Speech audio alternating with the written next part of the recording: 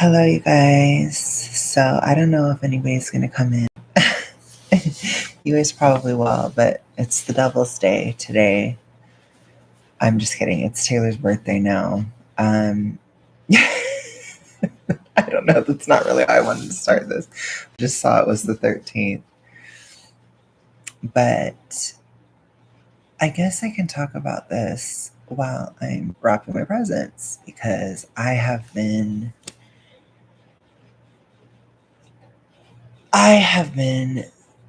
really sad this month about this topic. And so I think it's important to talk about just because I need to process where I'm at. Um, but I think part of like part of the struggle of the holidays, it's not just the seasonal aspect. It's also when you get to Christmas, for example, or when you get to especially the holidays, I don't know why, but the holidays are very coded in a sense where it's very much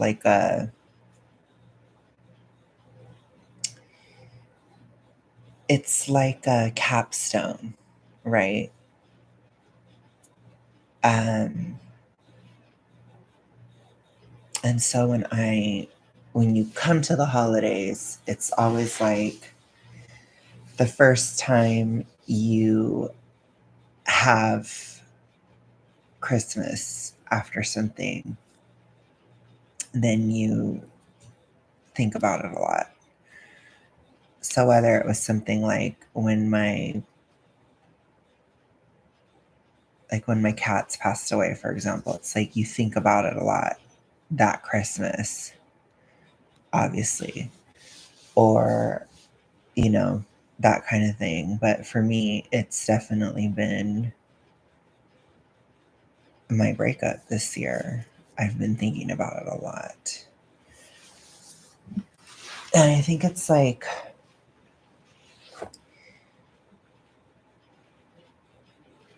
I can't say that I was ever totally over it or whatever. I can't say that. But what I can say is, oh gosh, I don't know if I want to talk about this right now. Anyways, gosh, my mom is being weird. Anyways, what I can't say is just that I was totally over it. All I can say is I've had different phases. And towards March, it was really that, I could kind of tell it was coming kind of vibe. And that was really that time of when you have a frozen ground and you're just like, oh shit, and you have that feeling. Um, I don't know if it was March. I think it was probably April actually. And then I got dumped in April, and right at that time, it was so shocking to me. I don't know why I didn't see it coming, but I didn't. I really didn't. Um, and I remember at that time, I just could not tell anybody. And I wasn't embarrassed about it necessarily. I think it was just I was so surprised just that it had actually finally happened. It had been a long time. I had been talking to him for many years. It'd been 5 years up to that point. And it's like one of those things where obviously Cove occurred during that time, and it just there were just so many strains on it. all across the board. Like, I was physically dying. Cove occurred. I was so destitutely poor in 2019. Like, I almost was homeless that year. I mean, it's kind of insane. I had insane personal drama, and like I was being canceled in 2018. And it's just like, it was just like a long stream of a lot of crazy things throughout those years. And I never got to go out to Australia. And there were so many times when I almost did. I almost did in 2019. Then I was really close to being able to go in 2020. We know what happened there. And it's just one of those weird things because you just think about it for such a long time. Like, I remember just the panorama happening and the border was closed, and it was just it was like that same frozen ground feeling I had when I got broken up with. It was like this thing that I was working so hard for, I was really close to, it was just snapped away. And I had kind of, you know, realistically, the last year, 2022, it was a lot more distant. I think just because, like,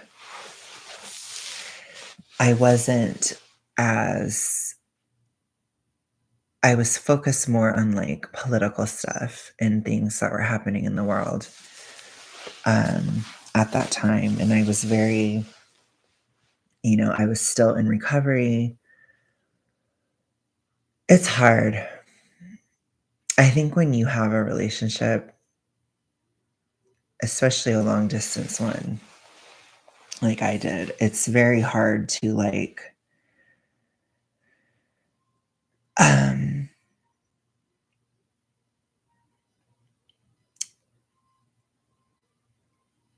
oh gosh, what am I trying to say? I'm sorry.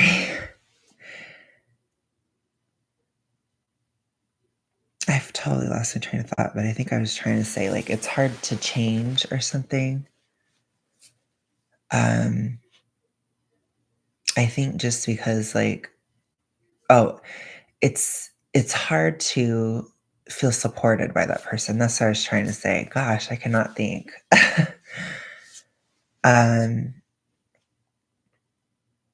I think it was hard for both of us because we were both kind of intimidating to each other. And I think that tends to happen when you're in love with each other. Like, I found him to be very formidable as a person. I think he felt the same way about me. So it's like, I think we both kind of try to please each other in a sense of like, I don't want to put my problems onto him. And I think we both kind of did that. And I didn't start out that way.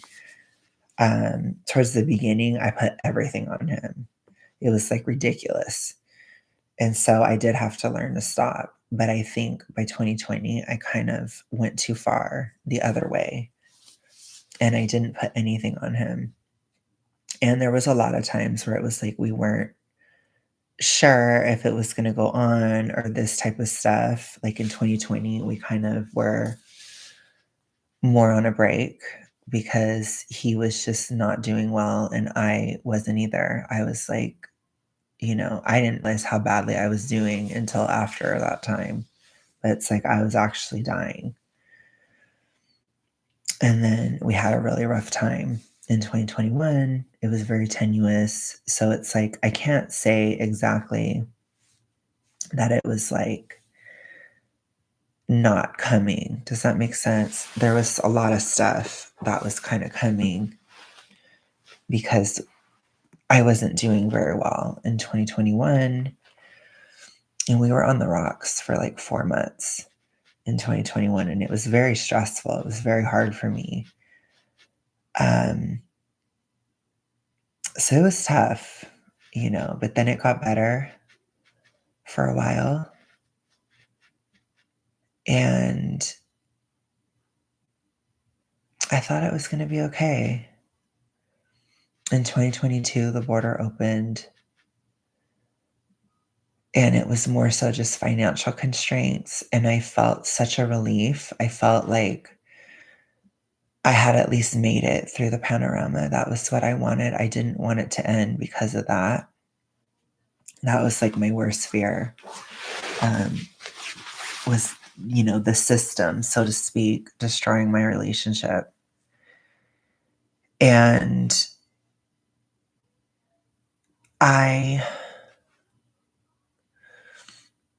it was going really, really well in 2022. Very, very well. And then it just kind of got a little bit colder. And I think at that point, I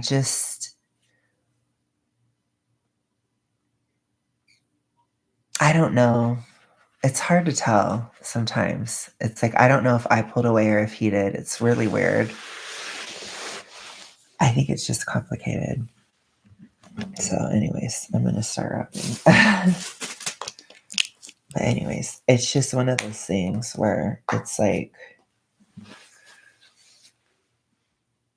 I just feel bad in retrospect a lot just because I feel like I couldn't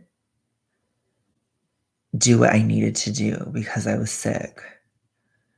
And I think about how I viewed things, and I think about, like, obviously I know I'm not gonna pull a Lauren Southern and act like I was totally innocent. I wasn't in this situation.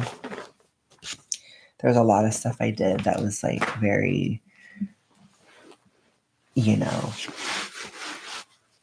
um, alarming, I guess, to a certain extent. Like, I was one of those people where I would send tons of, like, bombarding messages and, like, extremely emotional messaging and that kind of stuff. I was very reactive with him. It was giving the Archer of Taylor Swift. That song, that's so funny to say, but it was giving that. It was a lot of that kind of stuff. I had a lot of issues. And the worst of which was my hypo. And I have figured it out. I think what killed me was just like, I really thought that if I just fixed it, it would be like, okay. And it's like I was getting better. And so what kind of precedented it, the end of it was certain things that I'm not going to get into, but one of them was that I wanted to be more involved with each other. I wanted to talk a bit more, and I wanted to not be as distant because we'd gotten very distant in 2022. But unfortunately, I think a lot of how I acted in 2022, it kind of threw him off to a certain extent, or like he did not like it. So I don't think he liked me working with Carlin at all. I don't think he liked my activism at all. I don't think he liked how I was coming across. Like, my reputation was complete trash in 2022 for so many different reasons. And I think it bothered him a lot. And I think, unfortunately, the damage had kind of been done. And so I think what kills me about it is I just wish that, like,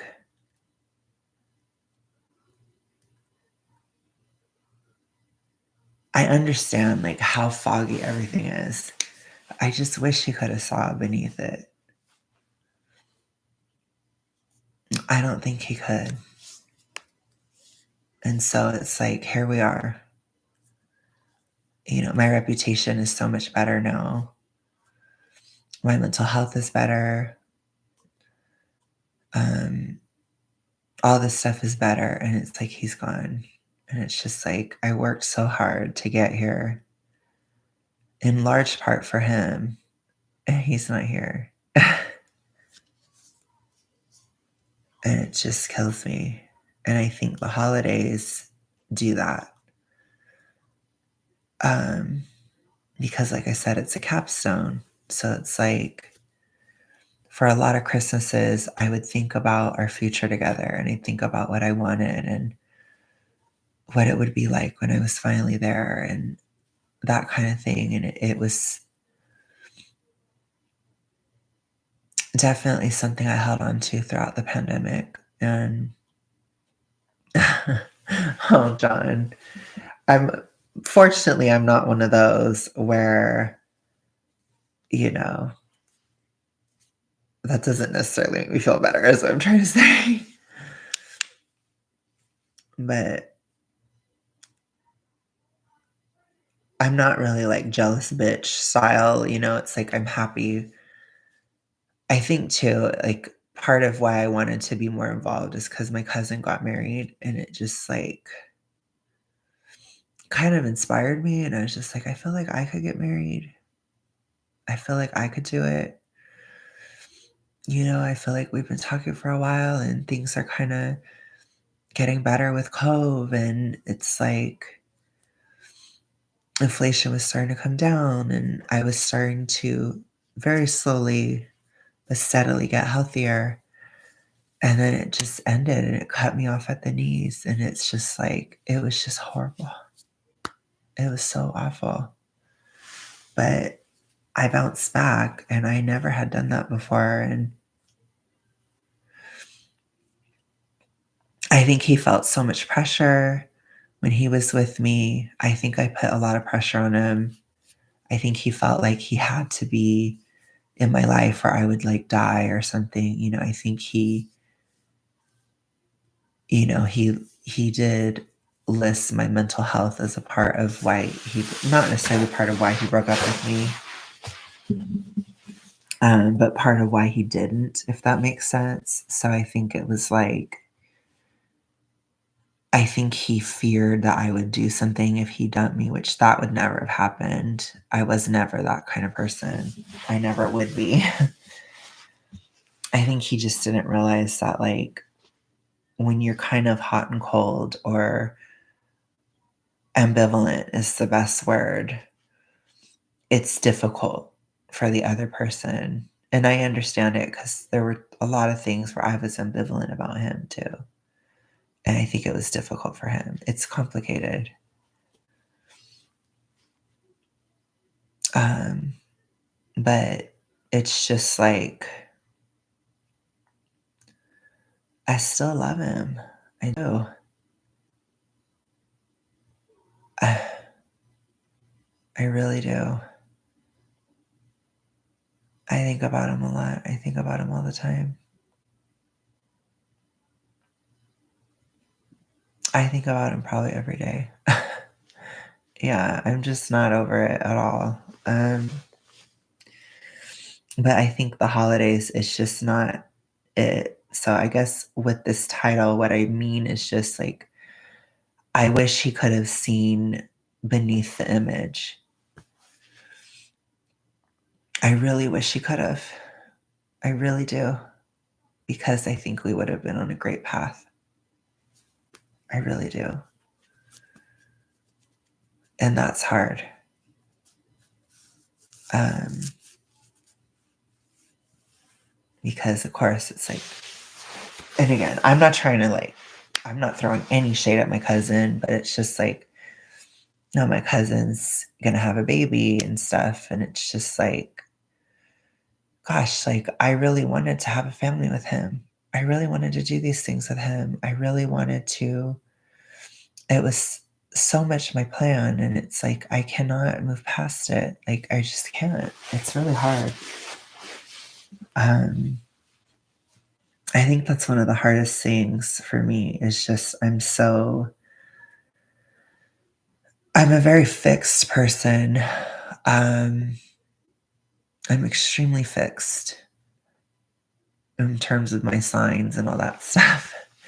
So it's really hard for me to change. in certain aspects. And like, as far as love, it's very slow. Like, I'm slower to fall in love and I'm slower to fall out of love. And it's like,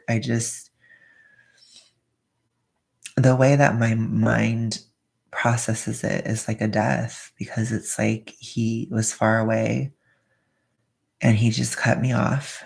He blocked me,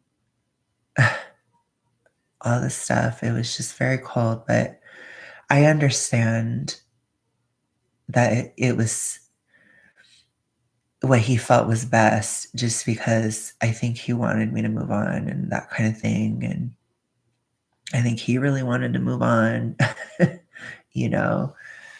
So he did it right. He didn't like, I don't have any bad feelings towards him, just because I'm not the kind of person where like, it's like you're allowed to leave, you know? Um, you are. Okay, no problem, but you're totally allowed to leave. So it's like I'm not one of those people where it's like he has to stay or whatever. I wasn't like that at all. But it's not that I didn't want him to. I really wanted him to stay.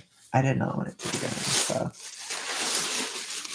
but anyways, at this point, it's like all my anger is gone and all that crap is gone. So it's like I forgave it and everything. So it's like I just don't have any of those feelings, and I just am like, I wonder what we would have become. I wonder what would have happened, especially with how things are now. It's like it just sucks. It really sucks. It really does. Okay. Anyways, I actually do feel kind of better. I've been wanting to talk about that for a minute, just because it's been bothering me, like probably since Thanksgiving, to be honest. I think just because of the holidays, it's just like tough. But it's like I never really was over it, so it is what it is, I guess.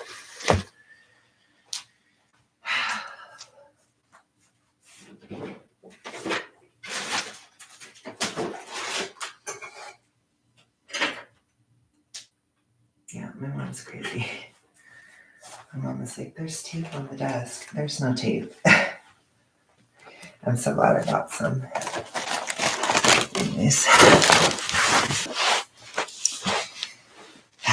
It's okay. It's okay, but so yeah, I think it's just that aspect of the whole dynamic of the breakup and all this stuff. It's like I grieve it, just because it's like when I get better, it's like I grieve it more. It's hard to describe. So some of it is definitely health related too.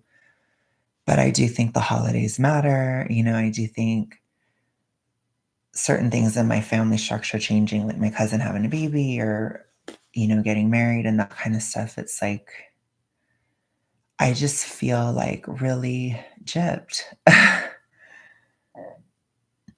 in a sense, because like I put a lot of effort into that relationship. I tried everything to get better. I literally, like, I almost died. I figured out the problem. I implemented the solution. I got better. And it was really hard. It was just so difficult. And I was completely on my own. It's like I reinvented the fucking wheel for this man.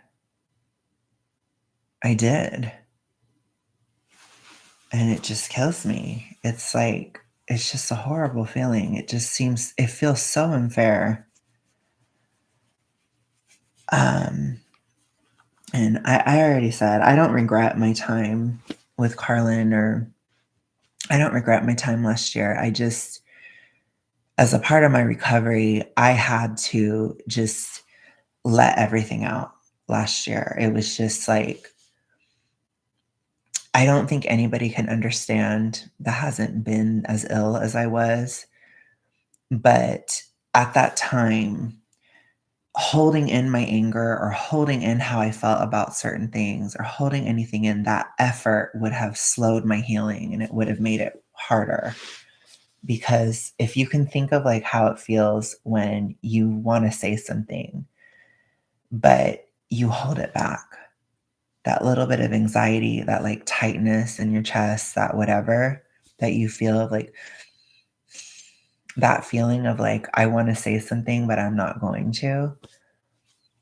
At 2022 in my hypo recovery, that feeling was so overwhelming. I could not handle it. So it was like, in order for me to continue the process, I had to just deal with the fact that I had to spew everything I thought. And unfortunately, I was extremely angry, especially at the left, over everything Cove related. And I think it was hard for my boyfriend because he's not my boyfriend anymore. Oh my God. For my ex, because he was more on the left.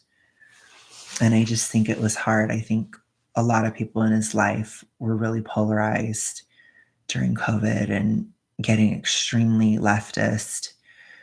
And I think he felt kind of caught in the middle because he probably felt like I was going kind of crazy, cringetarian, far right type of style.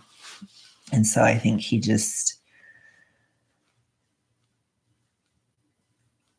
probably just made a decision and was just like, this is the more logical decision, basically. Even if it's not necessarily what he wanted, kind of thing. That's what I think it is. So it's like,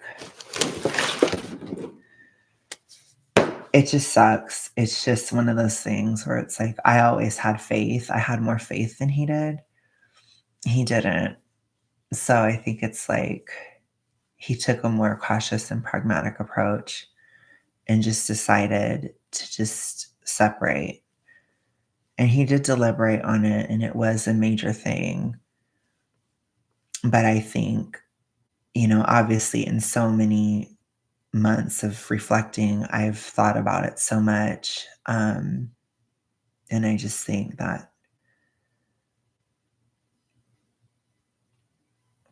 I think a lot of times people, they have such high expectations, or they really, especially in the millennial generation, I don't know what is with millennials, but there's this extreme perfectionism. I see it a lot in two matters. It has to do with romance and love and with having children. Those two aspects for millennials, they expect a perfect circumstance. So I think my suspicion, my speculation is that my ex really expected everybody in his life to love his boyfriend, everybody in his life to have all these feelings, and who he's with perfectly gets along with everybody, and there's never an issue and all this stuff. And it's just like, that is never going to happen. You're never going to find somebody like that. There's always going to be issues no matter what. Like, not to put people on blast, but whatever. I don't care. I guess I'm just kind of putting stuff on blast, but I don't do that. I'll just say this. Somebody I knew, where they did very well. They're doing very well. The family was not always supportive, and it's like one of those things. It's like, love is never perfect, and I think it's the same thing with having a child. There's never a perfect time. There's never a perfect time for love. There's never a perfect time for having a child. It's just, it happens when it happens. And I fell in love with him at the worst year of my life. That's how why I know this, because 2018 was the lowest point I had ever, besides literally almost dying. But at least even when I was almost dying, I still had like moments of peace. I know that's really hard to, like, really weird to say, but I was alone. Like 2018, I was like being tormented by everybody in my life. Like, it was like I was in an abusive work environment and I was very weak. And I was just constantly flipping out. And I was getting so sick, and it was getting worse and worse. And it's like, gosh, that freaking thing scared me. yeah, so it was getting worse. And I just, ugh, that's when I fell in love with him, you know, it was during that time. And so it's like, I know it's not perfect. Like, I know nothing is ever perfect.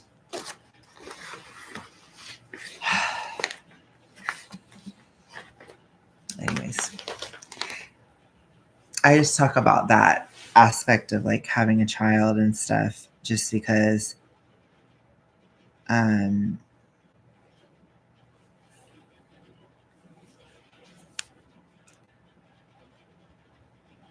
I don't even know what I'm trying to say. I'm sorry.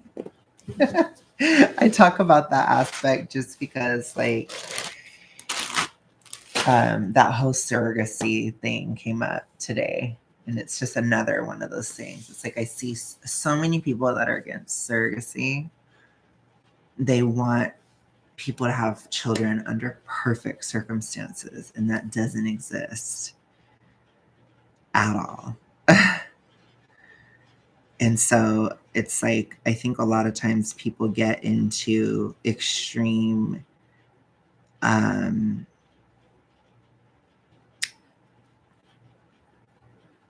like thought processes of perfection and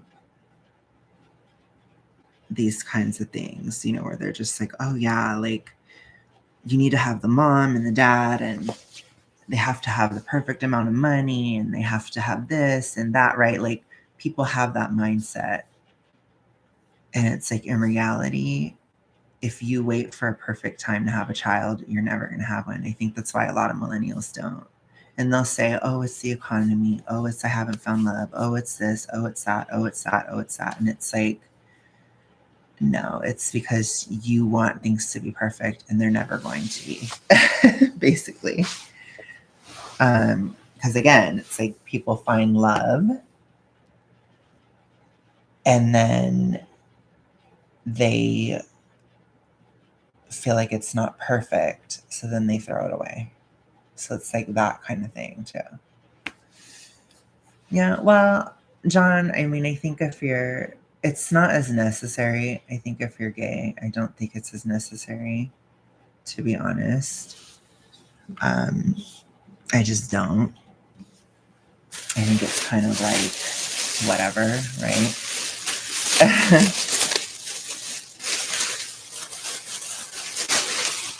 So I think it's like you don't necessarily, I don't think anybody has to have kids. Um, but I do think most people should, if that makes any sense. I think most people are built for it, to be honest. Some people aren't, but I think most people are. I remember when I was younger, I was just terrified of having kids. Like, I just thought, oh my gosh, like, I'm never going to be able to do it, or like, I can't ever be responsible, or whatever bullshit I used to say to myself. And I don't feel that way at all anymore. Like, not even a little bit. I think that's like really stupid that I ever thought that way. But yeah, I think as long as it's a true not wanting to have kids, then that's good. You know what I'm saying? I think that that's a good thing, because if it's not, if it's more like I don't want to have kids because I don't feel like I can, or because I am scared, or, you know, stuff like that, then I think that's stupid. Does that make sense? Or like, I can't have kids because of what other people will think of me or something. It's like, and I think most people that say that, it's because of those reasons. Does that make sense?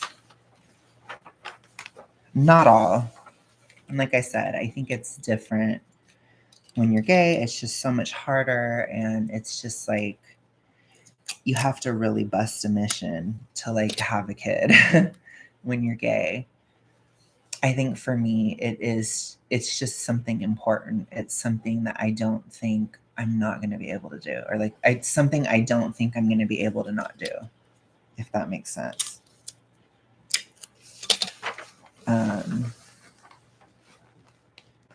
But it's something I wanted from a very young age. So it's not like, I don't know how to describe it, but it's not, I don't think there was ever a time when I didn't want to. Does that make sense? Literally. I even was like, I would play with baby dolls and shit when I was a kid. Like, I was fascinated with pregnancy and these types of things. And I studied it as a child. I mean, it's kind of insane, to be honest. But no, like, I wanted to have kids. I always have. So, yeah, I think it's just, it is what it is, you know. My ex wanted to. We had definitely discussed that. So that's one of the reasons I wanted to be with him. Because he wanted a family and he valued that kind of thing. And I really loved that about him. And it's hard to find, I think. I think it's hard to find in the gay world because a lot of gay men are just really up their own ass and stupid and just horrible people, basically. I know that's horrible to say, but it's true.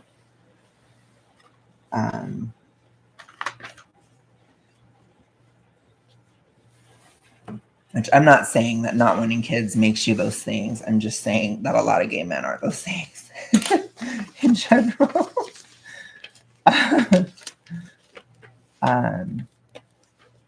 So yeah, that was kind of my thought. But yeah, I think my whole point on it is just, I think it should be authentic. It should be an authentic choice.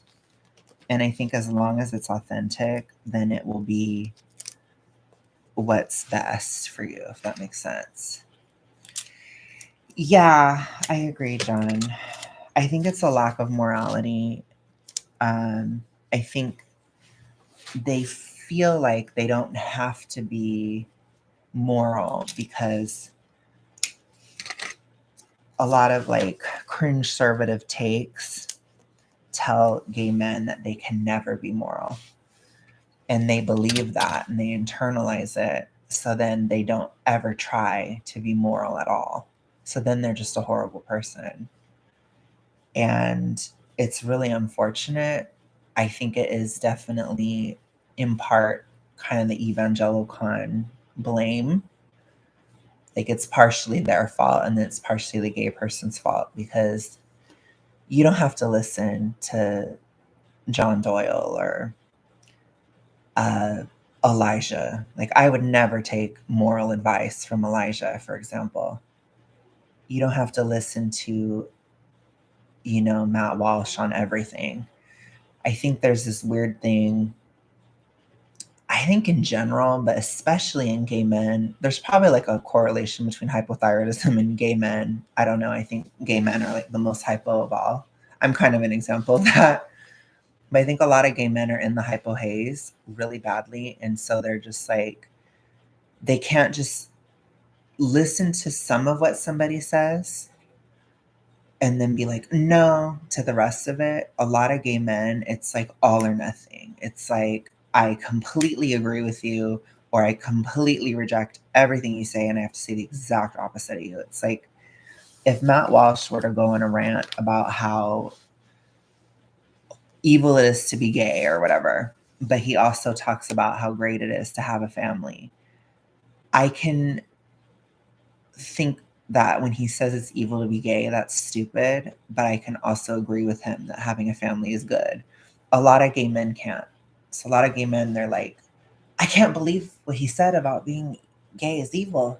So that means I can't believe having a family is good either. So then I don't want anything. So then I don't want any responsibility. I just want to do my thing. I just want to do it, like, you see? And it just kind of keeps going. And they kind of do that with everything. So they're like, I can't be a moral person because I'm gay, so I won't try. So it doesn't matter if I lie. It doesn't matter if I cheat. It doesn't matter if I steal. It doesn't matter if I do anything, if I binge. eat. It doesn't matter if I am a huge whore. It doesn't matter if I do any of these things because I can't be moral because I'm gay, which is stupid. So, and I don't co-sign that bullshit at all. So I think that's why a lot of gay men are horrible, John. And I think it's a little bit less in Gen Z. I just think, unfortunately, Gen Z are just like so confused and kind of insane. And they're really drugged out. No shade, John, but a lot of you guys are like on SSRIs and like weird shit from a really young age. And so I think it just like really makes you guys kind of weird. So you guys kind of have different issues than millennials. I think, yeah, no, it's definitely good, John. Stay sober, please. If you ever have to take an SSRI, just take it for like try to take it for a year or 6 months. Yeah, like just really low amount of time, like as low as possible, but only if you're in a crisis. And don't do it if you're just depressed for no reason. Yeah, I think so, John. I think part of it is because Gen Zs didn't. Yeah, I agree with that 100%. But it's just, I think with Gen Z, it's so incredibly normalized. There's so many Gen Zs on drugs, right? Whereas like with millennials, it was like some of them were on drugs. And they were hit early for sure. I completely agree with that. There's a lot, especially like ADHD medication and just other things that millennials went through. And even birth control to a certain extent has effects that they don't tell women about, I think you should always have informed consent. And a lot of times women don't. And I'm not saying, I think it should be banned or whatever. Like, I'm not saying any of that. I just feel like I have to say that because some cringeitarian is gonna hear me and be like, "Oh my gosh, are you saying it should be banned?" Da, da, da, da, da. No, there's a difference between banning something and providing informed consent.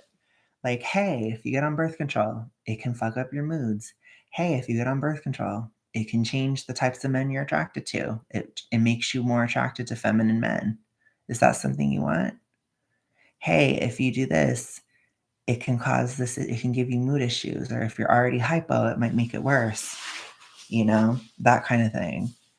It's like they don't tell women that. They're just like, birth control is amazing and it solves all your problems. And it's like, no. No, it's not. So I think that's the problem. Yeah, for sure. But so, and again, it's just about informed consent. And it's like, you can get off of it. You know what I mean? Like, but yeah, so you can be on it for a time. You can be on it for not a long time, right? It's like, I think the less time you're on it, the better. But it's like people have to make their own decisions and figure out like where they're at and all that stuff. So I'm not trying to say any of that, but I'm just saying like people don't even tell them. But yeah, I think Gen Z gays, so the only issue I have with Gen Z gay men is that they're very promiscuous, extremely so. I'm not saying millennials aren't, but there are a lot of millennials that are less for sure. And I think Gen Z gay men, in my experience, they're very like, well, that's typical just of being young, John. But they're just kind of like, they think their whole worth is in sex. And it's kind of sad. Everything with Gen Z gay men, and probably just Gen Z in general, but especially within the gay scene, everything is image focused for them and like how they look, and everything goes back to how you look. And I'm not saying that it's wrong. I think, yeah, sure, like your looks totally do matter. I agree. But I think a lot of times Gen Z's kind of, I don't know, it's just this, there's this sort of like desperation to be liked. And I understand that. I've been that way. I feel like I'm kind of like a Gen Z that's a millennial, if that makes any sense. Like I feel like I'm before my time. It's like weird in a way. It's really weird to say that, but I felt that way for a long time. Like I'm definitely a millennial, but there's a quality in me that's Gen Z-ish. I think it's because my mom is Gen X, so it's like I can kind of relate to some of the stuff. But as far as like technology, timing, culture, I'm millennial. But certain fundamental things that about my experience growing up are kind of Gen Z-ish. So I understand it probably more than most millennials do. And yeah, I would say there is a kind of, in my opinion, there's like a desperation to be liked in Gen Z. And it was always there for all generations, but it's so based in sex for Gen Zs. It's like, I need you to find me sexy. And much more than any other generation. Like, I've never seen that go so far as it does with Gen Zs, you know? And I don't know that it's the most healthy, and it makes sense to me why so many Gen Zs are on OF and that kind of thing. It's because they're on there to get approval. And they'll say, oh, it's for the money or it's for this, but usually it isn't. It's usually for a lot of times when I hear Gen Z, I think for like millennial people on OF, it totally is about the money, 100%. It's completely financial. But for Gen Zs, a lot of times they'll say, like, well, it's just something that's fun for me, or I like taking pictures of myself like that, or, blah, blah, blah. And, it's like, I can just tell that they're doing it for self esteem, essentially. And it's just like really sad because it's like, I think Gen Z was never raised with a feeling of inherent worth. And I think millennials take that for granted. Like we really were. Like we were taught that we mattered because we're a person. You get me? And I don't think Gen Z was ever taught that. I think Gen Z is just like, it's almost like they're just taught that they're an accident or that nobody gives a shit about them, or like, they're kind of taught that kind of thing. So it's like an implicit thing. Whereas with millennials, it was like the opposite. Like everything we did had importance and it put a lot of pressure on us. So it was like a lot of things that millennials did. It's like every decision we made, it had scrutiny constantly because everything we did mattered to all the adults. So it was like, oh my gosh, she's gonna lose her virginity or she's gonna date somebody. Like, why is she dating somebody? Oh my gosh, or Becky isn't dating somebody. Why isn't she dating somebody? She's never gonna find a girlfriend. It's like you had this kind of thing, and it wasn't just like our peers, it was kind of like adults too. It's kind of weird to think about, but it was just like, are you going to school? Are you doing this? Are you doing that? Whereas I feel like in comparison, Gen Z is so like, people don't care that much. And it's the same thing with being gay, right? So like if you were a gay millennial, it was a big deal. It was a really big deal to come out.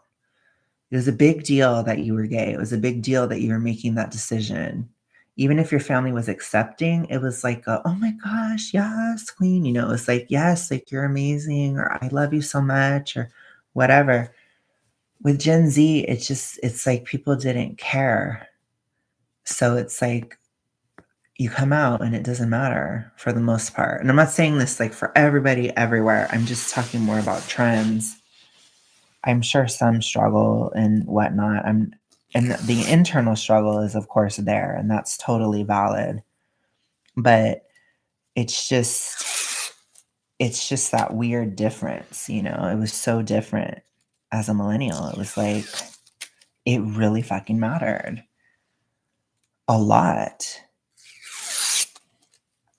pretty universally, you know?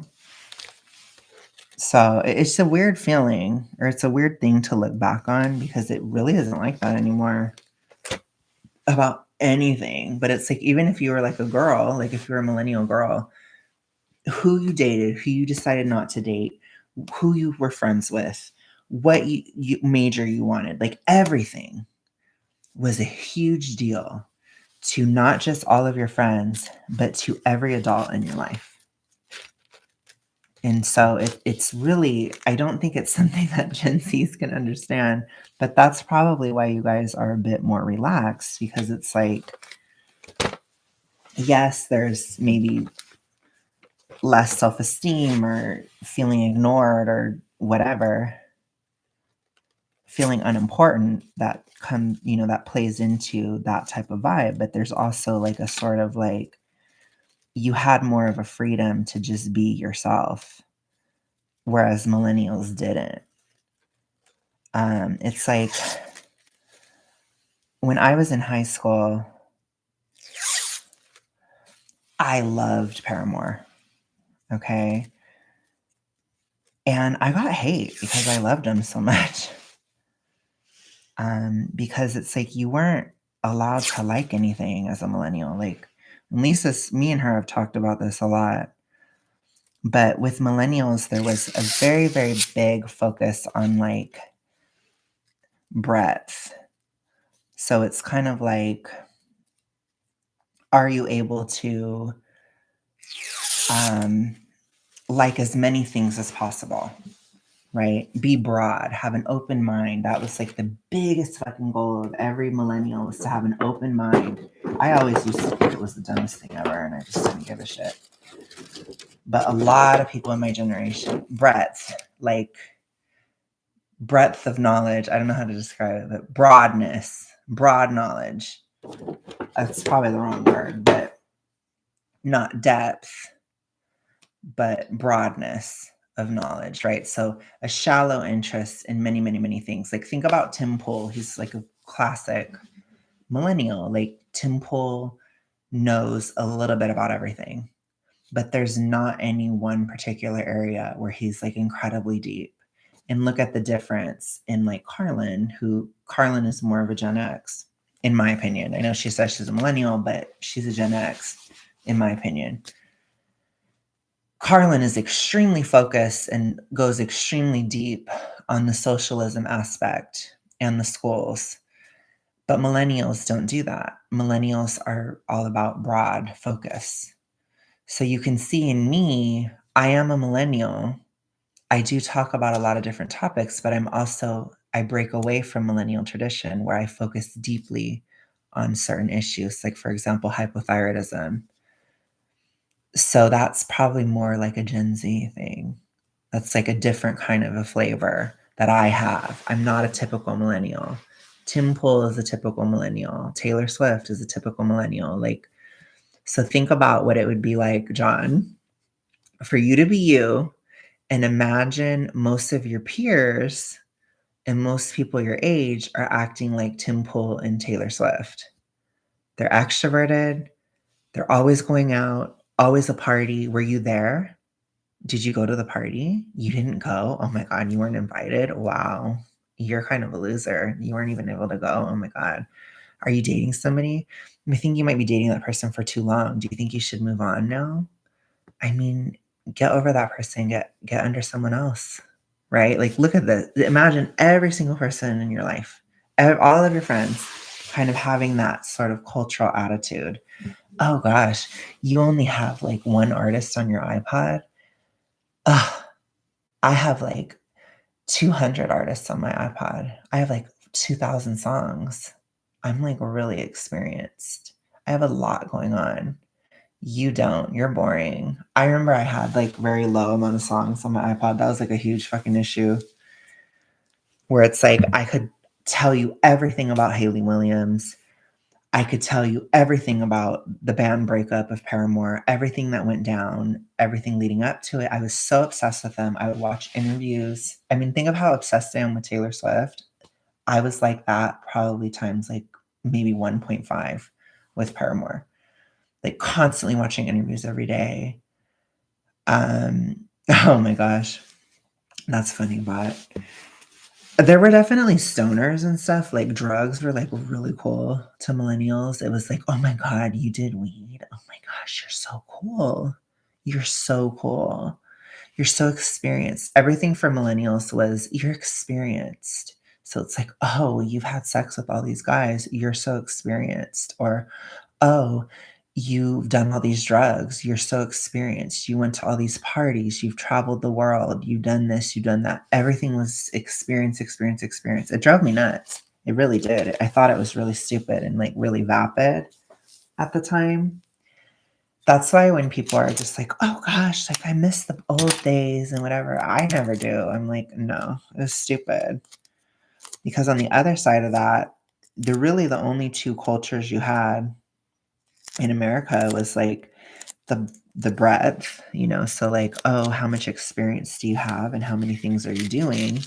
And the other side was like being evangelical and like extremely religious. So you had to be like, and I went more in that path because it was much more suited for me because certain things like being a whore, it has never appealed to me whatsoever. I do not want to do that ever. And so it's like I'm very much, not that type of person. I'll put it to you that way. Like I would not enjoy it because it's just, oh God, you know, I don't know how to describe it, but it's just not me. It's not who I am. There's a lot of people where it is who they are, and I don't really give a shit about it. Like I'm not one of those people where it's like, oh my gosh, you're such a whore. Ugh, I could never talk to you or whatever. Like I don't care about that. I used to kind of be that way in high school though, because like I said, you had to kind of pick a lane, you know. So I picked the super religious lane because that was just easier for me to do. And I've always cared about morality and I've always cared about these types of things. So it was just kind of an easy connection. And then when I got older, I was just like, this is too much, especially when it's like I'm gay and I'm trying to be like acting like I'm just never going to be with anybody ever in my whole life. It just wasn't balanced. It was too much. So eventually I had to like cancel that shit, just be like, never mind. That's stupid. And then I found a balance. So where I didn't go the way of many gay people in my generation, they would go from that hyper religious to like complete leftist SJW. Like they would go like the complete opposite way. Like kind of like a Hunter Avalon. He's kind of like the oldest, like he's kind of like the youngest type of person that has done that. So if you look at Hunter's journey, John, he's a really good example of somebody like he's almost like a gay man. You heard it from here again, like everywhere else. But that's probably why people think he's gay, because he kind of acts like it. But when you have that whole like switch, there's a lot of women that are like that too, where they're like super religious and then they turn like total SJW. It's very like it's very unhinged, And I think in gay men, sometimes it just goes to a whole other level of unhinged because, like I said, then they don't have any moral values. And then gay men, they all like, I think if they're not all, but a lot of gay men, it's like if you're doing well, like I'll tell you this, John, if you're still there, just if you're ever talking to especially a millennial gay man and he's encouraging you to do something like sex work or drugs or anything that's like really immoral and very like, ooh, I think he's trying to destroy you. Like, honestly, I think a millennial gay man that is talking to a Gen Z and saying those types of things is probably a person that like resents that you guys are more accepted or were more accepted. I don't know anymore. It's kind of reverting, to be honest. But you were more accepted than they were. And I think that's why a lot of millennials, they acted so horribly and disgustingly. It's almost like they just wanted to ruin it for you guys. And I think they did. So I think between that and the trans activists, they ruined it for you guys. So I think you guys are going to kind of feel what we went through, because I don't think it is as accepted anymore. I really don't. And that's kind of sad. That's like a really bitter pill. But for me, I'm used to it because I went to Evangelicon Academy. So I can kind of just switch modes really easily. And it's also like, I'm irrelevant. I'm 30. I'm irrelevant. So it's like, yeah, I'm going to get hate and whatever, but it's also like, I don't care. I worry about Gen Zs, like you guys in your 20s and teens and stuff, because it's like, you're going to care and you're going to be like, oh gosh, and So when you go through this, my best advice that I'm giving you is don't throw morality out altogether. I don't care what anyone says. I will say it here. Being gay is not a sin. It isn't. It's really stupid. It's a very stupid thing to focus on, and it's probably not going to change. So if you take that information, it's not going to change and it's not wrong, then just act that way. So you don't have anything to answer to. You don't need to be insecure. You don't need to care what people say. It's fine. But guess what? You still need to be a moral person. It still matters. Even if it's just for yourself. Because if you throw morality out the window, your life is going to suck. But it's okay to be gay. It's okay to get married. It's okay to do whatever you need to do. And I think it's okay to get a surrogate. But people can disagree on that. That doesn't really matter to me. But the point is, like, you're not any worse because you're gay. So just understand that, and you guys will do so much better than millennials did. Because millennials, they were worse to be gay, and then they switch, and then they're like, we're better that we're gay. So it's like, no. The truth is we're the same. Like, we're not any better or worse than straight people. And that's something that most millennial gay men just cannot understand. They just can't. And it's very unfortunate, because it has caused acceptance to backslide. I don't think it's necessarily gone forever.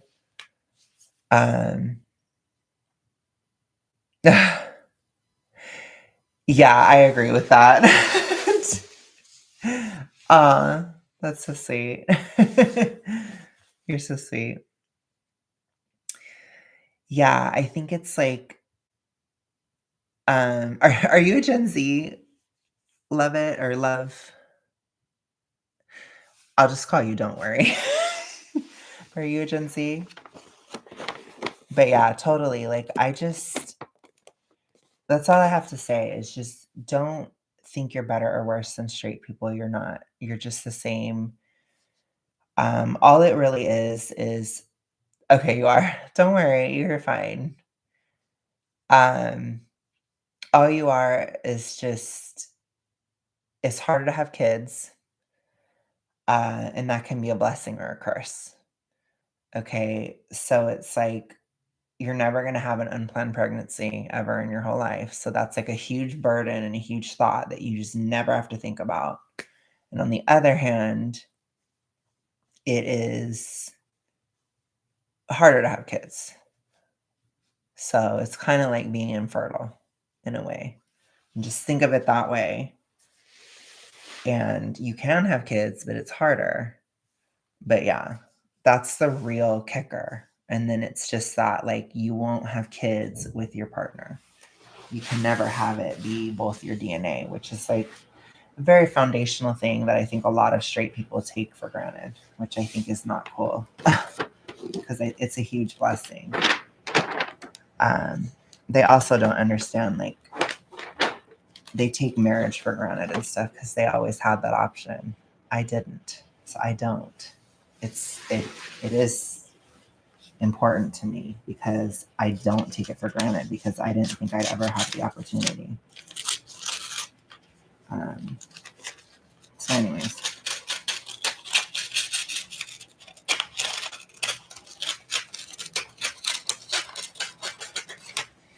that's my point. It's just, you know, you can still have your life. And I hate how millennials are. They are the worst messengers of this stuff. But it's like, you can still live your life the way you want. So don't worry. And if anybody's an asshole towards you because you're gay, it's like, just remember that people are assholes to everybody all the time. So, yeah, don't feel that bad about that one. So tell us about yourself. Don't worry. Who are you? You don't have to tell everything, but like, you know, let's get to know you better. And I appreciate you saying that you're my biggest fan. I love that. It's very cute. But tell me more about yourself.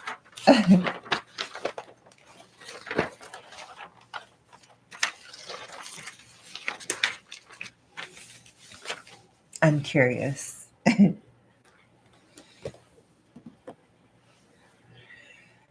By the way, you guys are going to think I'm such a dork, but I bought my grandma damp bread for Christmas and I'm wrapping it. So my grandma doesn't use anything. I'm just out here. Love your channel. I just got off work. I read a group home. Aw. I love how Bot is more interested in damp bread than anything else I've talked about this whole this whole stream. Okay. So damp bread is I cannot believe what's going on in my life. Damp bread is essentially, I love that for you, Bot. Damp bread is essentially, it's like this powder, or it's not powder, it's like these weird stones, and they absorb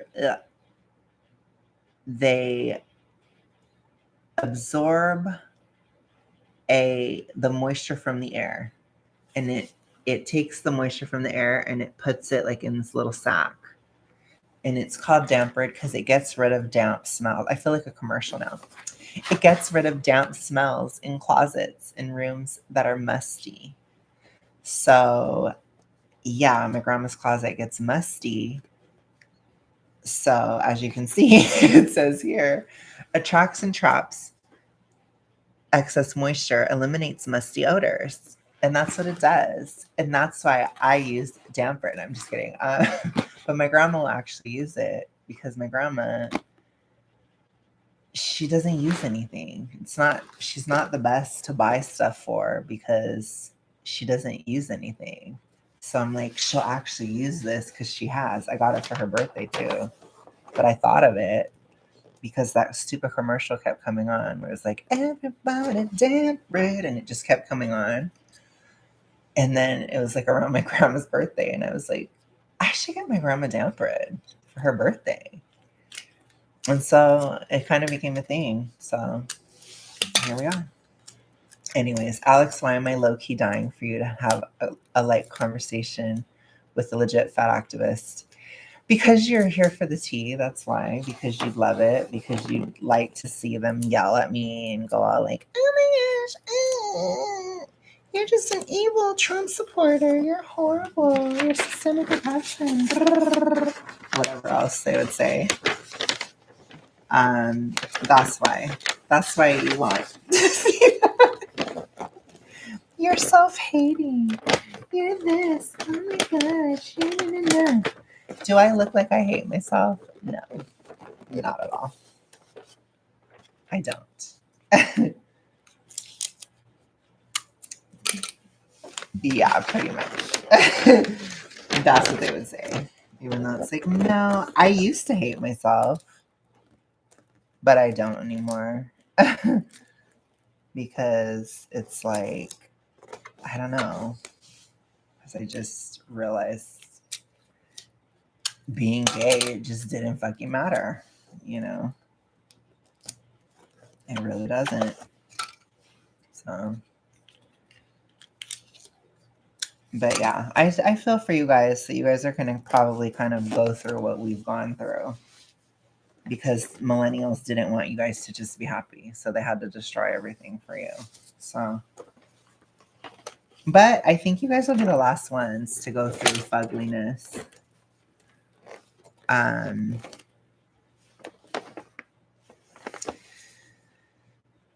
I feel like it would be so interesting to have a dialogue between activists and fitness people or people like you that actually care. They only engage with trolls, and that's unproductive. Well, yeah, I think that's because they don't have any arguments.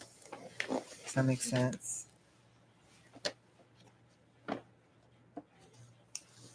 That's why. Why are old people lucky, Bot? Please explain.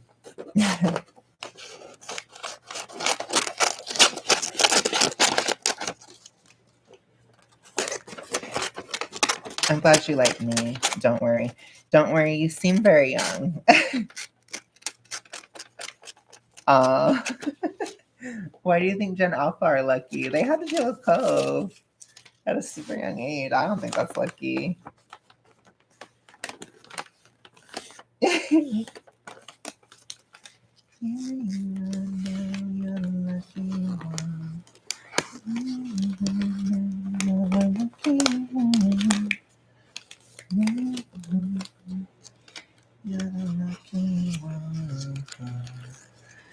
No, they will. Because they're all messed up. Especially if they're really young. A lot of those kids, they're never going to be able to speak properly because of what they did.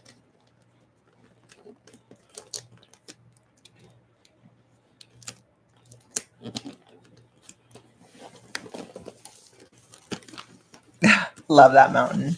How long have you been here, Mountain? I think Gen Z is so cringe and neurotic and over the top, but Gen Alpha will be cool. They don't want to be like us. Oh my gosh. Do you think there's such a thing as beta males and alpha males? I think it's stupid.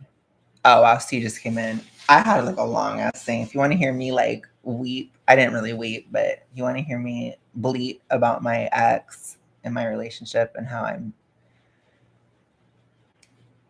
I'll just admit it. I'm still holding the torch. Then you can hear about that later. But don't go now. I just want you to be here. Just be here with me. I need you here with me now. Anyways, so anyways, you can hear me bleed about that because I had to talk about it. Just because, Christmas time. It's a kicker. It's like, you're not in my life anymore, and I'm fucking sad. So, love that about Christmas. Anyways, so, I don't think Gen Z... Okay, here's what you guys don't get. Like, I don't think Gen Z is, like, the worst thing ever. Now, leftist Gen Z, to me, is just, like, horrifying. But the thing is, like, most of Gen Z is not actually like that. So it's like... Oh, thanks, Mountain. Most of Gen Z is not actually like that. A lot of Gen Z is actually more like centrist, which is a total vibe. And like centrist Gen Z is bae, okay? And don't let anybody tell you guys that you're not. Centrist Gen Z will always be bae, period. Okay, where's my thing? Yeah. I feel like I'm getting more centrist as time goes on. But I definitely am center right. I do love the right. I always will. But I can't with some of this stuff right now. It's just horrible. But yeah, I think it's gonna get worse, to be honest. But it is what it is. Yeah, you are now. We're the lucky ones. Yeah. Oh, okay, no problem. Don't worry. You're so life iconic and real. Oh, thank you so much. I appreciate you. Have a nice sleep. I know I'm crazy. I stay up late. Yes, I agree. Are you still working on your paper, John? John's evil paper is ruining his life.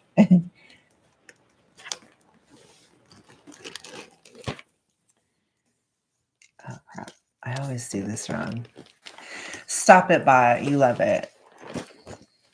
Don't ever make me feel bad. No, I'm just kidding. I know how Bot is. Bot loves when I stream, so.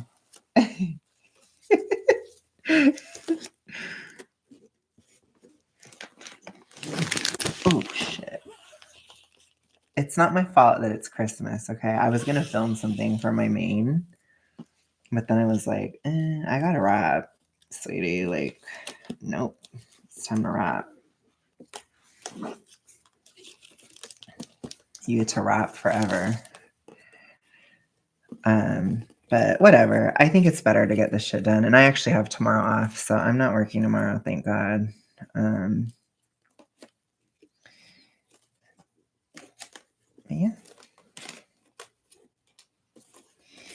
I wish you were a better man. Oh gosh. But yeah, I'm sad that it didn't work out for you, John, but it's hard. Okay, period. Let's do it, Bot. Just sleep super late. I'll sleep with you. I'll sleep that, not with you. Oh my God. I'll sleep that late with you. We'll do it together. I'm just kidding. I don't think I'm going to be up that late, but oh shit. Why is this gay? Hold up. I did this wrong. I love that I totally didn't buy that. Yeah, you are now. We're the lucky one. Anyways. I love that you guys get to see me when I'm just like living my whole life of regret and like crying every day. No, you guys haven't really seen me cry. That's the funny thing is like I used to cry online like when I was really young. I don't anymore. I think like after 2018, after that like horrible year where everyone treated me like absolute trash, I just was like, I'm never going to cry in front of anyone ever again. And so I never did. It never happened. So I think I've done it in front of my mom or something. But like, even Eric is like, one day you'll cry in front of me. I never have. And for the record, I've actually talked on the phone with Eric when he was crying. So he cried in front of me first.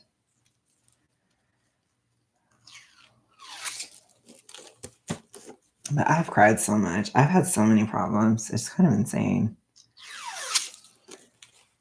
But I just learned that like,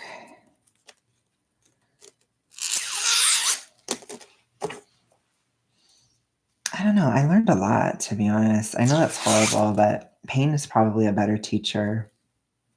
Because I learned a shit ton. I learned so many things over the past 15 years. Stupid Pluto and Capricorn time. I don't count how often I cry. Oh, wow. I've cried watching movies. Okay. Yeah, I've cried a lot this year, to be honest. I'm very emotional. I just don't always show it, I guess. But, I mean, I was pretty real in this, but I'm just... I kind of just needed to talk about it because it's like, it's been a haunting thing ever since the breakup. And so it's like, I don't know. I just don't feel as like I have to be quiet anymore. I just don't I don't feel that way anymore.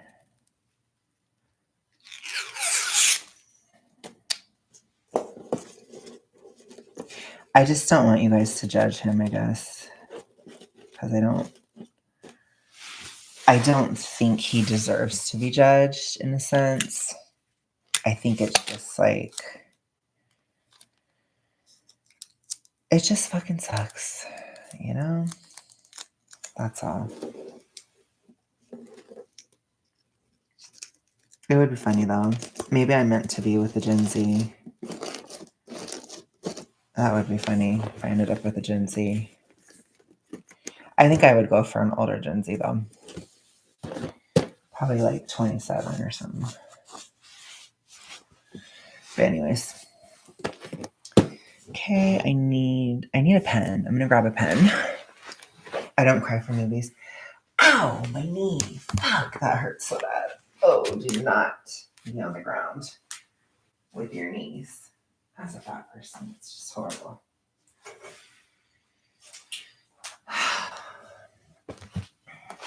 I'm actually getting this shit done for the record. So I figured out I can bitch and rap at the same time. It's pretty cool. It's very advanced skills.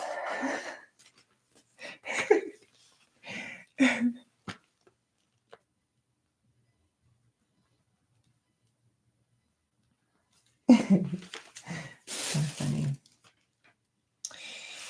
Okay.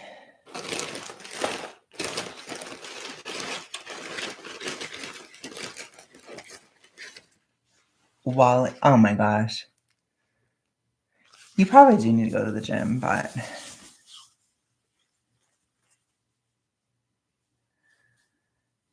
oh, I'm getting hungry. Ew, why am I hungry? Ooh, it is late. You know what though? I don't give a shit. I just don't.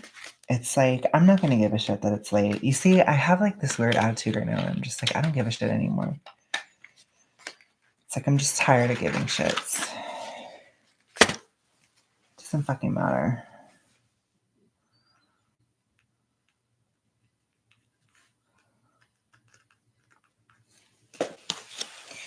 You know?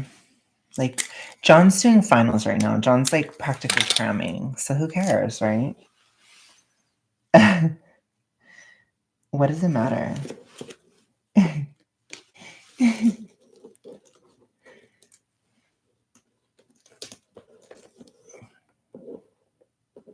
Oh my god. I love that I got a hair on there. I got a hair right underneath the tape. That is just like perfect. Oh my god. Whatever. It's so cute. Oh, hey, VL. You missed me bitching about my ex. Me being really sad and me holding a torch. And I have to keep saying it just because I know it horrifies some of my friends, but it's true. Oh.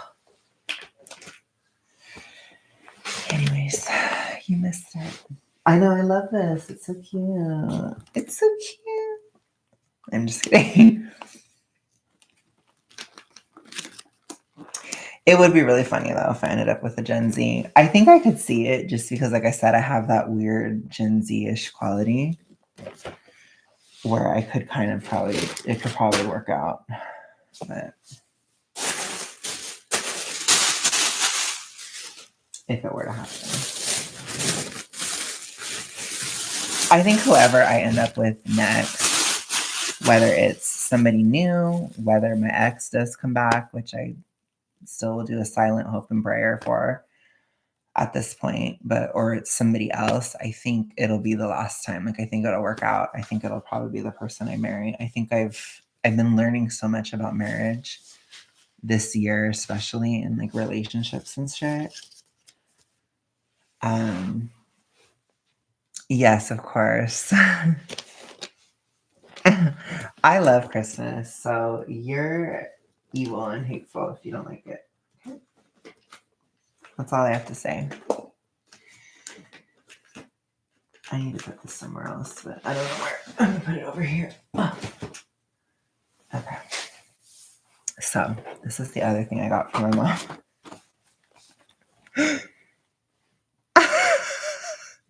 So these are like really practical gifts, to be honest.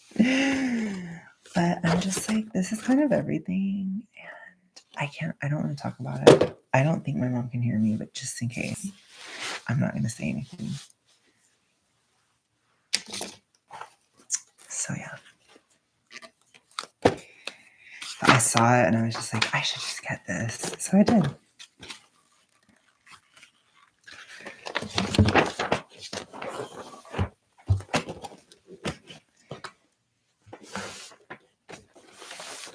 You guys are so sweet. I feel like I have been feeling a lot of love from you guys. Like on my main channel and here a lot lately. So I'm like, maybe I'm like more popular now. Maybe I'm having my come up. Maybe I'm having my moment. It's probably just because I'm not so crazy like I was last year and the years prior. I don't know. What have you noticed anything about my attitude, VL? If you've watched my streams, is my attitude different to you? Or is it the same? I am kind of feeling more love. Yeah, it's weird. I really am though.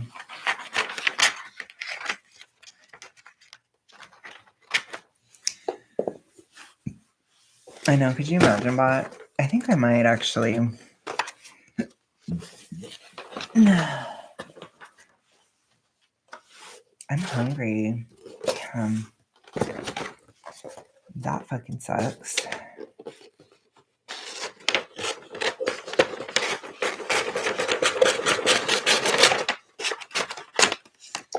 Even commercialized Christmas is good. It's all about buying loved ones over money and using money to give to loved ones. Yeah, I think so. I love it. And I've really been enjoying it this year because I've done it so early. Like I'm actually wrapping them like really early. I'm usually like last second wrapping stuff and like rushing and all this crap. It's really ratchet.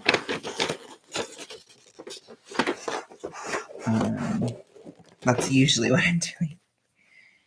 But this year I'm like actually on point. So I'm actually doing pretty good. Oh.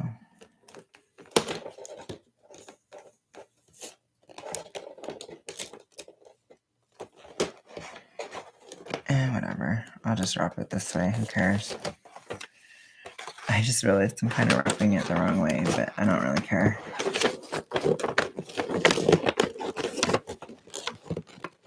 I agree with you, Biel. I love it. I think it's fun.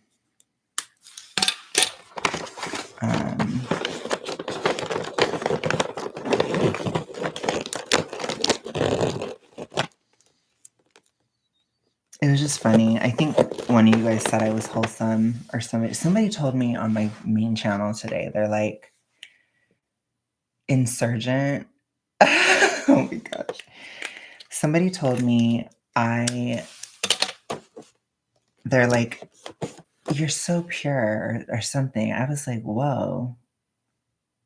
They said something like I'm pure or something, and I'm just like, oh my gosh. So yeah, people are like actually liking me recently. I'm like, wow. Because it's been a long time. I've been like really persona non grata for a really long time. So it's kind of weird.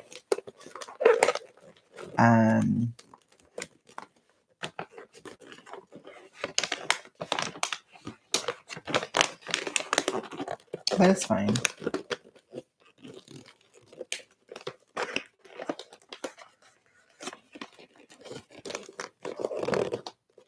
Oh, it's perfect.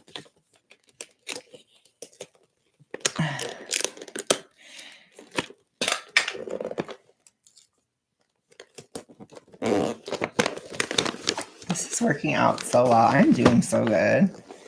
I feel like I got a lot better at it. Oh, I don't think I did this side that great. Oops. Whoops. Love that I was saying that, and then I just got proven wrong. Maybe it'll be okay. Whoops.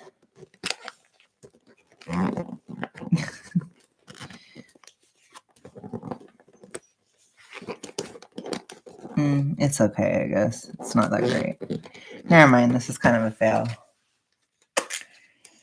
It's okay. It's okay. Who cares?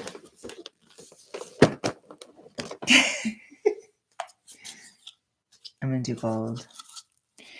But anyways, I'm glad that you guys are. I'm glad you're here, y'all. It's kind of sad that you're not around as much, but I totally get having a job. That's why Caleb's not here too. Oh, okay. Yeah.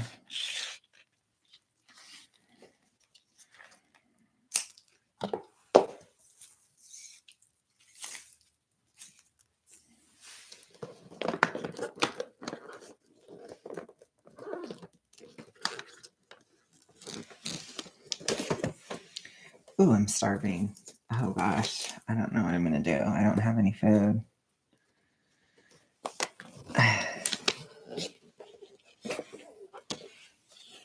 Gosh, I love this ribbon. I'm so glad I bought this. I haven't done this, like the curling and all that. I haven't done this in like years. like I said, I think probably the last time I curled, it had to have been like 2018, 2017, something like that. But it's really fun. Very satisfying, for the record. Like I'm definitely enjoying it. Anyways, I feel better. I don't know. I think I'm just kind of like, I get that people don't like it when you like talk and stuff, or I feel like people don't like it when you're real. But it's like, I don't know. I just feel like it's like earlier in the year, I felt so like insecure. I think it was physical.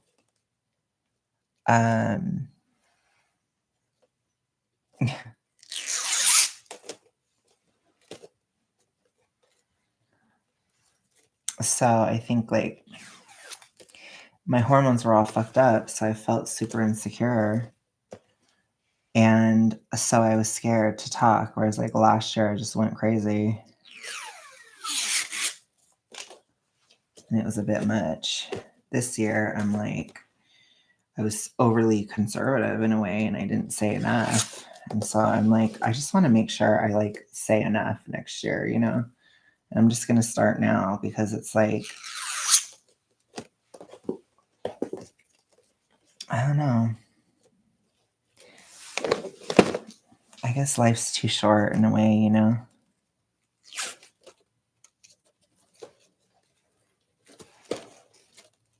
Uh-oh. Oh my gosh, this didn't tie very well. Why do I keep doing that? I keep like not tying it right. Gosh, what a bitch. I need to make sure I tie this twice. Damn.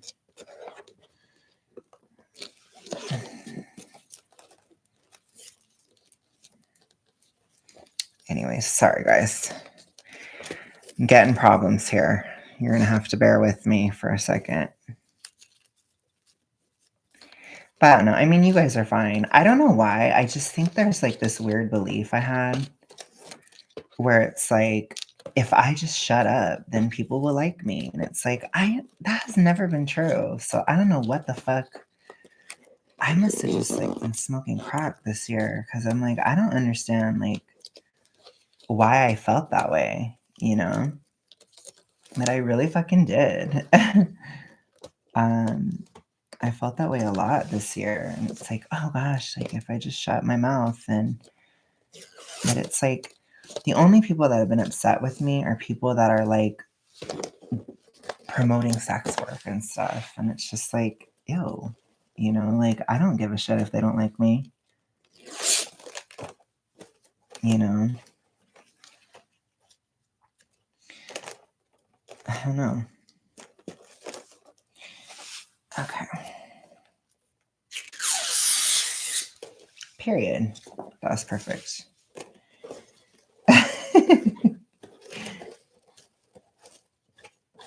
love this. I love these bows. They're so nice. I love this ribbon. I'm addicted.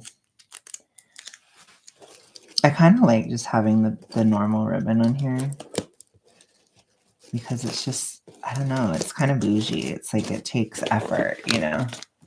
That's like some effort.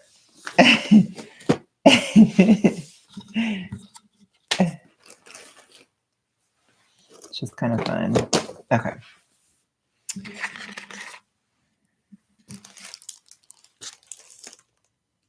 But you will feel very compressed if you don't talk. Was asking, dude, did you see Cheetah's Brothers, Lisa? I didn't. Let me make sure I have it on live chat.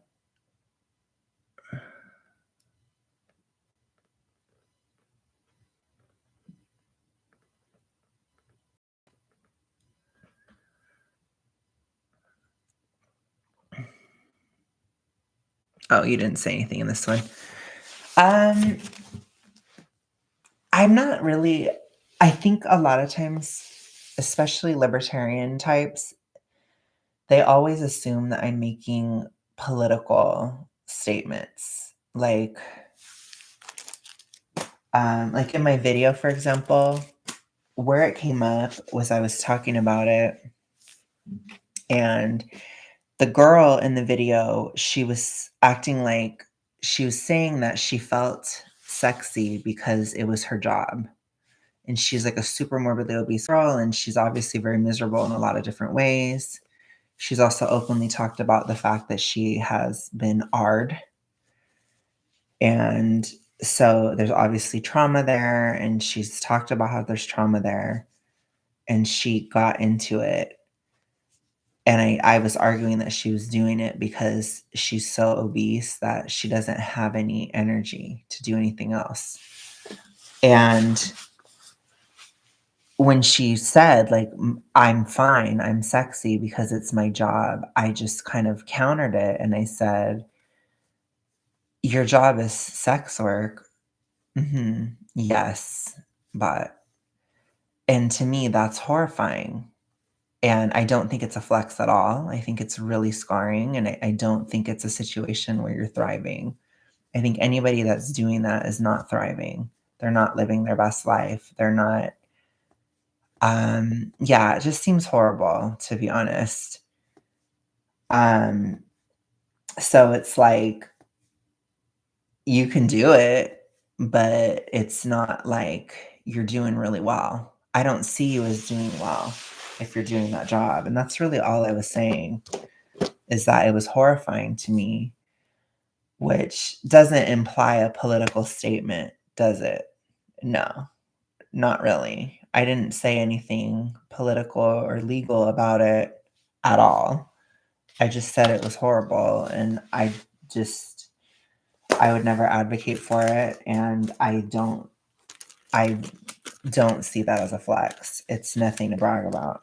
I think it's kind of like, ooh, you know.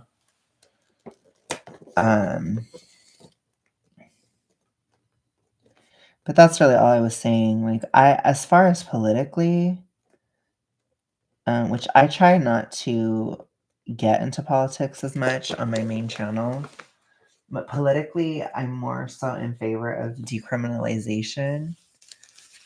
So it's like, I don't think it should be legalized, but I don't think it should be criminalized. So I'm kind of in between. That's kind of how I feel about it. So I'm more of a decriminalization person, and I'm definitely we should never promote it. It's not moral. It should not be seen as good. It isn't. So that's kind of my stance on it. Yeah, it's really scarring. So yeah. But as far as like, do I judge somebody that's done it? No, I don't. I would even date somebody that's done it. Like, it's not like a deal breaker for me, but they're not going to do it if they're with me. Does that make sense? So I'm not like super judgmental about it at all. But I don't think it's a good thing. And I think it's ridiculous to like act like it's a good thing. Does that make sense? Yeah, pretty much. Pretty much, Mountain. Because I said it's not to judge. I'm not judging people. Yes, it's immoral, but it's like that doesn't mean that a person is immoral because they did something immoral. It's like binge eating is immoral, but does that make me a person that should be written off? No. But should binge eating be glorified? No. And should it be said as a good thing? No. I don't do it anymore, but I did. You get what I'm saying? If I was actively doing it, it shouldn't be glorified. It's the same thing as prostitution. It just shouldn't be glorified. It's not a good thing. It's very caustic. And it's usually you do it because either A, you have some kind of trauma, which that person does. So she's definitely in that category. Or B, it's because you're on your ass financially and you don't think you have another way to do it. Because I can assure you, ain't nobody want to sleep with people they're not attracted to. That's crazy. Just saying. There's no way. One of my mates was and later I met him. We never talked about it, though. Yeah, I don't think you have to bring it up. I don't judge somebody personally for what they do. It's just, I don't know. I think a lot of people on the left, they can't understand that concept. I don't really agree with the hate the sin, not the sinner mindset because I don't know about like hating anything. But I would just say, like, don't agree with the sin, right? But love the person. It's that kind of thing. So I have a different mindset, but it's like, I don't think being a hooker, I probably shouldn't say that on here, but I don't think that that's moral. It just isn't. It's not a good thing. So why should it be promoted? You see? So I don't know why, but a lot of people promote it, and to me, it was just really creepy. Like, I don't care if people love it, if they're just like, yes, it's my life, period. Like, that doesn't bother me if somebody disagrees with me. What freaks me out is when people are like pushing and really wanting me to like it or agree with it. And to me, that's a little brooming ish. It's a little weird to try to convince me to like it. And then they try to use my sexuality to get me to like it, which I found extremely caustic and toxic and manipulative and homophobic. Comparing that to homosexuality is so horrifically homophobic. It's even worse than what you'll hear on the right. It's just horrible. And that's why you know, the only thing that is comparable to being shittily handled, like, there's two issues that are so poorly handled in society. The worst one is obesity. The one after that is probably homosexuality and gayness. It is just handled horribly. Like, everybody talks about it like so badly, but I think obesity is still worse. But yeah, I mean, it's really a competition. It's pretty bad. Okay, so I guess I can show you guys my last gift. So this one's for my mom. So it's a this kind of plant. I need to get some soil in it and stuff. I don't know if I'm gonna do that tonight. I guess I could do it tonight because why not? But I'm almost done, you guys. This is my last gift. I'm gonna put it in this bag, but I need to put some soil. How did you know? You could see. You could see the sticker. Ooh, I need to take it off.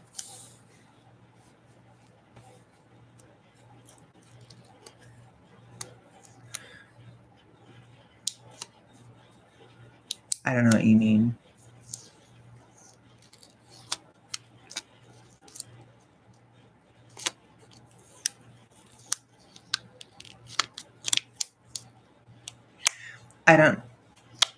I didn't, John. John's trying to make me feel bad. I'm just kidding. No, I can only do my family for now. I'm a broke back bitch.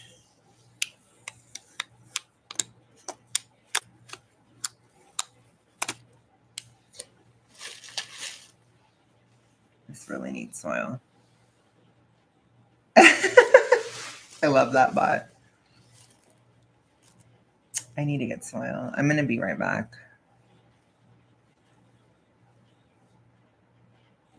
Yeah. One of the things my mom asked for was an air filter, which is interesting. But I got it mostly because it does well in low light. My mom's room is pretty low light. And these things will never die. They're like one of those that are really hard to kill. It's just unfortunate for Bot because Bot's room, where Bot is gets too cold and they can't handle below 45. Bot's really roughing it, but they can't handle that. So they'll die in that. But other than that, they will survive everything. And they're really pretty and it just needs some soil. Okay, well, it might be okay then. Probably could survive anything. Like, they're very hard to kill. This thing can survive in a dark room. It's crazy. Oh, okay. Okay, I get you, Bot. It'll be colder. But yeah, so I'm gonna get the soil. I'll be right back. I'm not going. That's what this is. That's what this is. That's funny. That's what they call it. Okay, I'll be right back. Oh,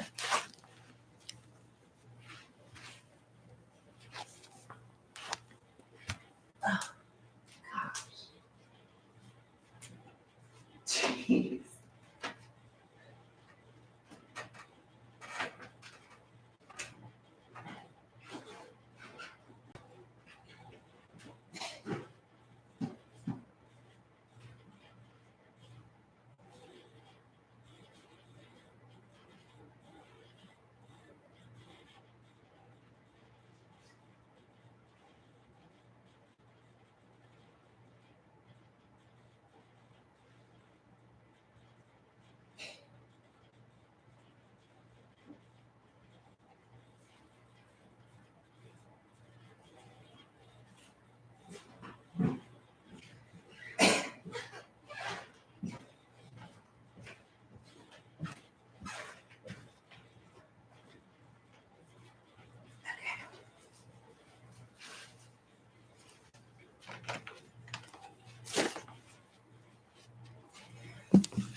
You're good to go.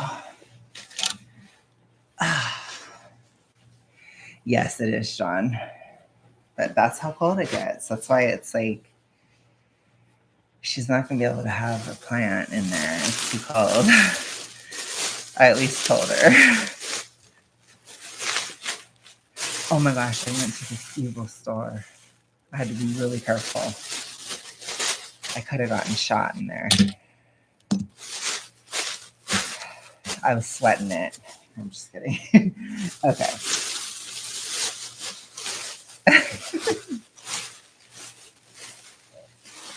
Yes, basically. They're very hard to get. But again, it works because, like you said, it is kind of a soulless corporate plant.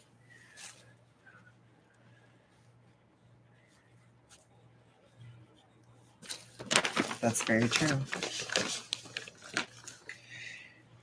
And I also got it because I know that I don't have to water it or anything, and it can handle being in the dark. And it's wrapped. So I'm like, okay, period. This is going to be fine.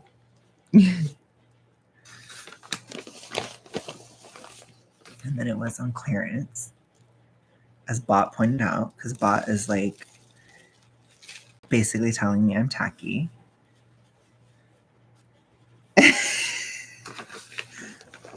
Thanks, Bot.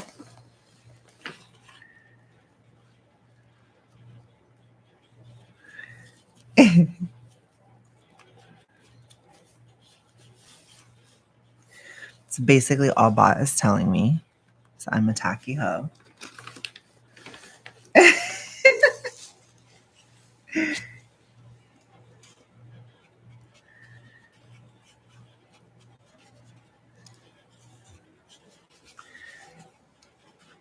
Okay. I think it's actually standing up straight. See? I like it too. It's kind of impressive, don't you think? It's kind of cool. I like it. I wanted to get her one for a long time, and I was just like, it's fucking Christmas. Just get it.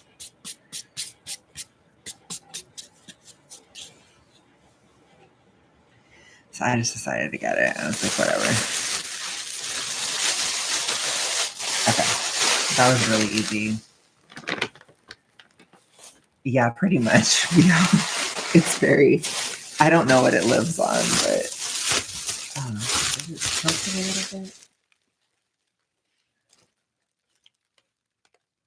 Yeah, it is tilted.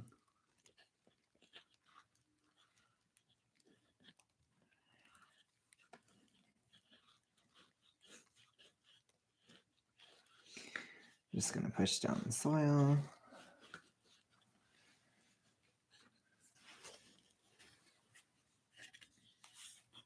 I feel like it's still kind of,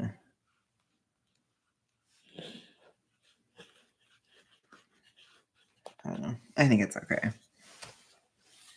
What do you think? I think it's cool. Oh, it's kind of loose. I probably should water it, but I don't want to. I'll just water it on Christmas. Watch it be like totally dead. But it's like Theo said, it's like a little vampire. It's gonna be fine. Okay.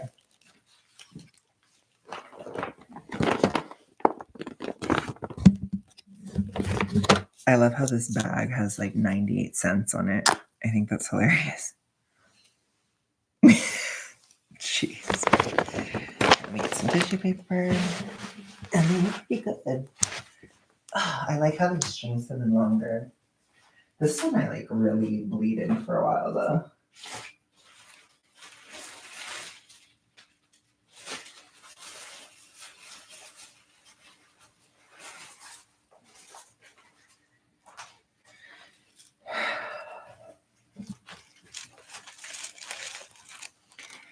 So I have to actually use a bag. So I'm not going to be able to judge anybody this time because I have to actually use one. This is a pretty good deal. They had these for 98 cents. I don't know what that means. What do you mean by that?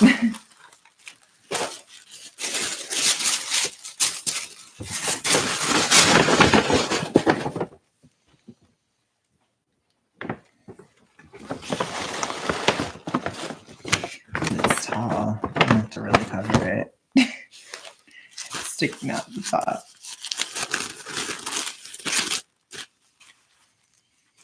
This thing is freaky. But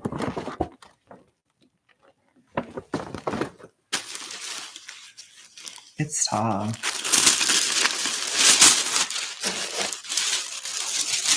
I don't know what you mean, y'all.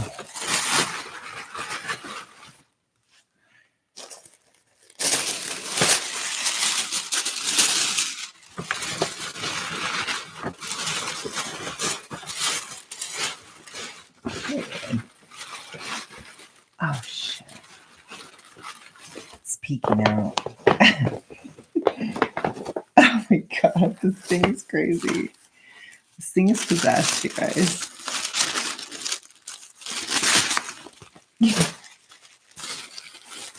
gonna shoot its head out and start moving around soon.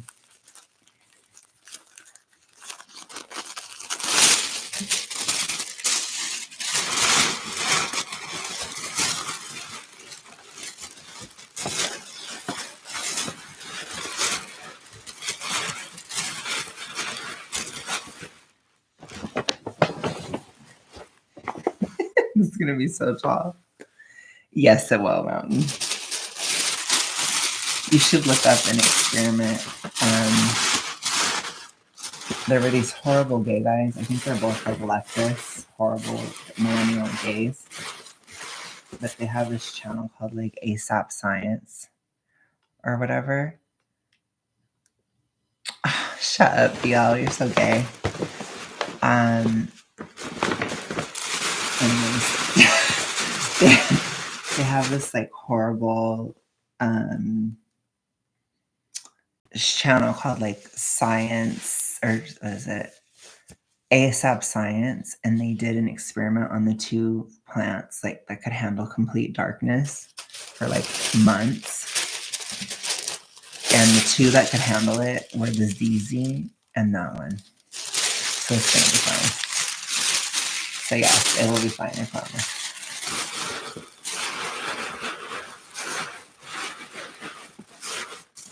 It's not gonna be happy, but it'll be okay. Because VL is right. This thing is like immortal. And it will be okay without water too. So my mom will not suspect it. But I will put it by the window. Oops.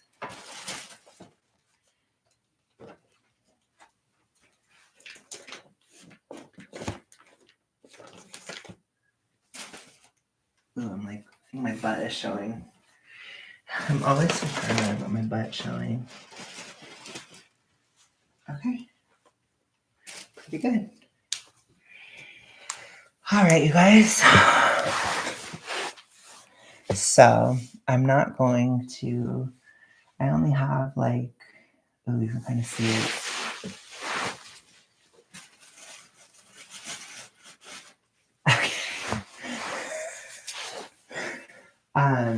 I'm not going to show you guys. I'm going to wrap one more thing for my grandma. I'm not going to show you guys that. Yeah. Yes, but yeah, this was great. I'm all done though. The only other thing I might buy is like stocking stuff. But yeah, that's it. So, it's the scarf that I was doing. You know it. So, you know that Midnight's Era scarf, the one that's like the light colors, not the brown one, but the other one that's like the multicolor rainbow one. That one's for my grandma's. That's what it is. That was the last thing. No, you're fine, but I'd rather you be interested than not.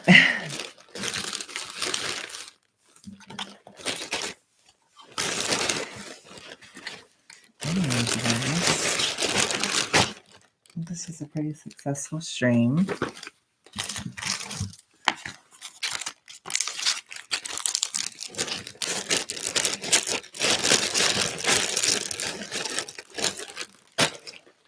Just putting my stuff away. Yeah, I feel pretty good. So anyways, you guys, I hope you guys had fun. I'm pretty much done now, so I'm just gonna put my stuff away and get to bed. But thank you guys so much for watching. I hope you enjoy it. Merry Christmas. And yeah, this will probably be the last one where I'm wrapping. Anyways, you guys. All right, but have a good night, you guys. I'll see you later. Bye.